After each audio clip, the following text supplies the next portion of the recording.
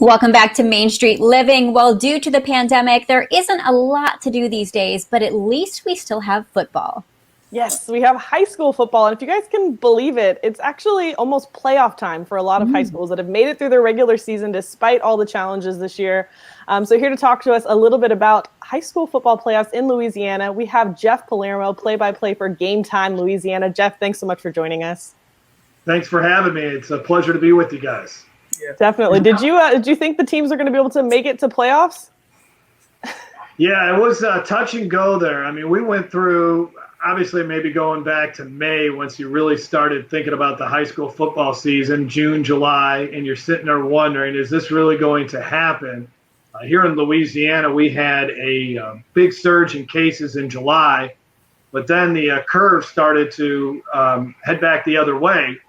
And that allowed for high school football to begin here in Louisiana later than it normally does. Usually we're starting right around Labor Day weekend. We didn't start until October. And so it was just great to have a season. That's all a lot of people that love high school football and the coaches and the players and the parents. Yep. All they wanted was a season. Now they're getting playoffs. So yeah, and now that you got to this point, you're really trying to finish it off. And right. Still 5 more weeks left, and hopefully we can get it done and crown some more state champions in the days right after Christmas. For sure. So let's jump right into it. So let's talk 5A. Acadiana, they went 15-0 to win the championship last year. Can they do it again this year? Well, they're the number 1 seed, but I don't know if they're as good or as talented as they were last year. I mean, they had 2 outstanding running backs.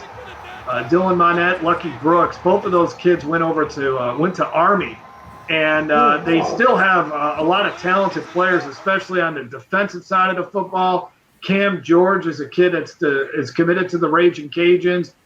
Walter Bob, Derek Bercier, a lot of guys that were on the team last year. But offensively, I wonder if they're as talented. But I'll say this for Class 5A, it's wide open. Last year, you knew Acadiana was the favorite. They were blowing everybody out. They were scoring 60, 70 points at times, and you knew it would be very difficult to stop them. This year, they're not as talented, but still really good, obviously, with their number 1 seed. But there's also a lot of other really good teams in Class 5A. So I think there's a handful of teams that can win the state championship in 5A. Yeah, Jeff, you mentioned there are some good names like Lucky Brooks, right? Another good name in the 4A class is Edna Carr, which is probably related to me, Quincy Carr, right? Now, that person has been there, done that several times over. So what do you think about this year's chances for Edna Carr to three-peat? Well, Edna Carr is actually trying to go for a 5-peat, which is amazing when you think about it. And this is a team that's been to the state championship game like 9 out of the last 11 years. I mean, Edna Carr has been that good. Bryce Brown is their head coach.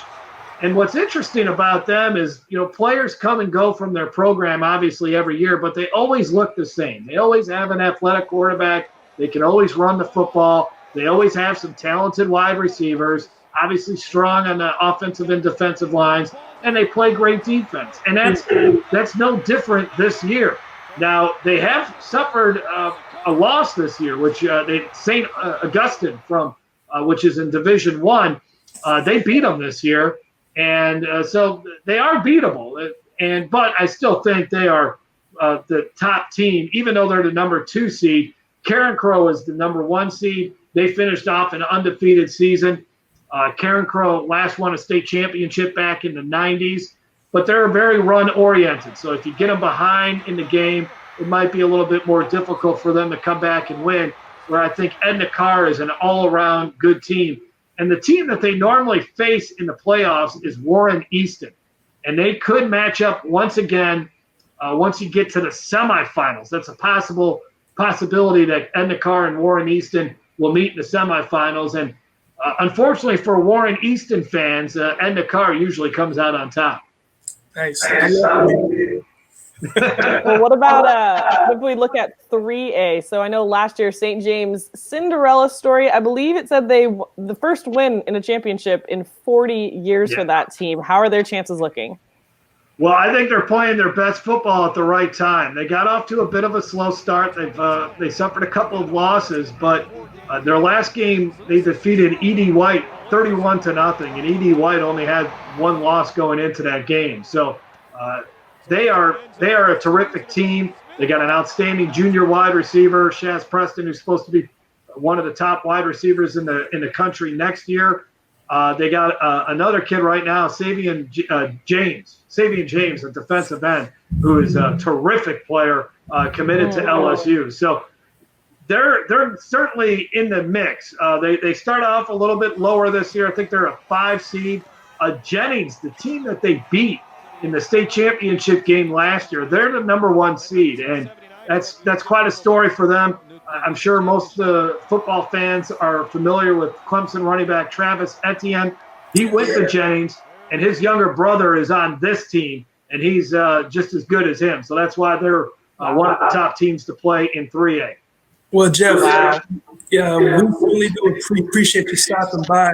And for everyone else, don't forget to check your local programming guide on YurView, and you can tune into these games in your area. So thanks for being part of the show today, man. All right, thanks a lot. We are looking forward to it, and hopefully we can get through the rest of the season. It's been a fun one so far, even though it's a little bit condensed. Absolutely.